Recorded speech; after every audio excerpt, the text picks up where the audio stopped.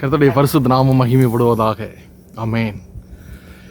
விதையிலிருந்து அறுவடை, விதையிலிருந்து அறுவடை வரை. சங்கீதம் 126:5 இப்படியாக சொல்லுகிறது, கண்ணீரோடே விதைக்கிறவர்கள் கம்பீரத்தோடே அறுப்பார்கள். கண்ணீரோடே விதைக்கிறவர்கள் கம்பீரத்தோடே அறுப்பார்கள். சங்கீதம் 126:5.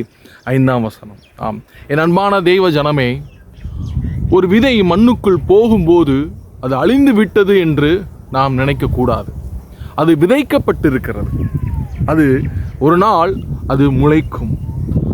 மண்ணுக்குள் புதைந்த விதை முடிந்து விட்டது என்று நாம் எண்ணாமல், நினைக்காமல், இருட்டுக்குள் மறைந்த வாழ்க்கை தோற்றுவிட்டது என்று நினைக்காமல், சில இருட்டுக்கள் முடிவுகள் அல்ல என்று நாம் நினைக்காமல், முளைப்பதற்கான ஒரு கால சூழ்நிலை என்று நாம் அறிய வேண்டும், நாம் உணர வேண்டும்.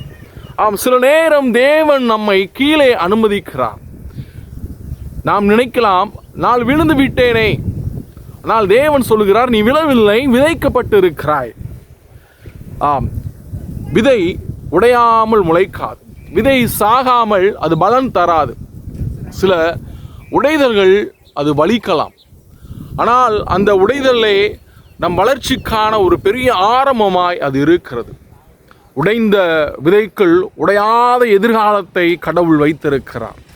இன்று நம் கண்ணில் கண்ணீர்கள் இருக்கலாம்.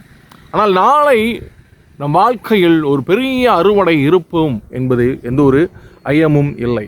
நிச்சயமாய் நீ விதைப்பதை நிறுத்தாதே, காத்திருப்பதை விட்டுவிடாதே. தேவனுடைய நேரத்தில் உன் விதை அறுவடையாகும். கடவுள் நினைக்கும் அந்த காலத்தில் நம்முடைய விதையானது அது அறுவடைக்கு தயாராகும்.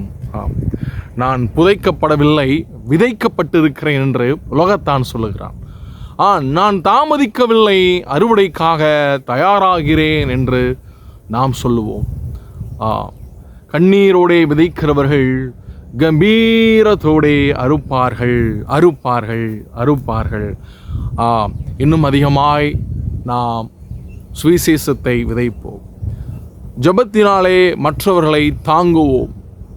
வேதம் வாசித்து இன்னும் கிறிஸ்துவை அறிந்து அவரை அன்பை இன்னும் அதிகமாய் புறஜாதியாரிடத்தில் அறிவித்து தேவனுடைய திட்டத்தை நிறைவேற்றுவோம்.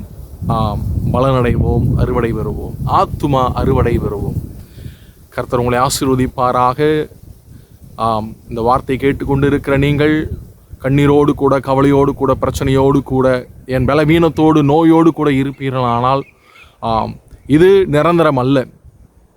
நீங்கள் இருக்கும் இந்த சூழ்நிலை நிரந்தரம் அல்ல என்பதை நீங்கள் அறிந்து கொள்ளுங்கள். நீங்கள் அதை நம்புங்கள். உங்களுடைய சிந்தனைகளில், உங்களுடைய இருதயங்களில் பயங்கள், நடுக்கங்கள், எதிர்காலத்தை குறித்ததான அவிசுவாசங்கள் இராதபடிக்கு தேவன் மேல் நம்பிக்கையாயிருங்கள். தேவன் மேல் நம்பிக்கையாயிருங்கள். ஆண்டவர் மேல் நம்பிக்கையாயிருங்கள். பரிசுத்த ஆவியானவரை உணர்ந்து கொள்ளுங்கள். திரியேக தெய்வம் நமக்காக இந்த பூமியில் அன்பை விதைத்திருக்கிறார். பிதாவாகிய தேவன் தன்னுடைய ஒரே பேரான குமாரனை இந்த பூமிக்கு அனுப்பி அன்பு கூர்ந்திருக்கிறார். நம் ஆண்டவராக இயேசு கிறிஸ்து தன்னையே சிலுவையில் அறைந்து, தன்னை ஒப்பு கொடுத்து, தன்னுடைய இரத்தத்தை சிந்தி நமக்கு அன்பு கூர்ந்திருக்கிறார். பரிசுத்த ஆவியானவர் தாமே ரோமர் 5:5 நம்முடைய இருதயத்தில் அவருடைய அன்பை ஊற்றி அன்பு கூர்ந்திருக்கிறார். திரியேக நமக்கு அன்பை கொடுக்கிறது. நாமும் அன்பை விதைப்போம், அன்பை அறுப்போம். God bless you all. ஆமென். கடவுள் உங்களை ஆசீர்வதிப்பாராக.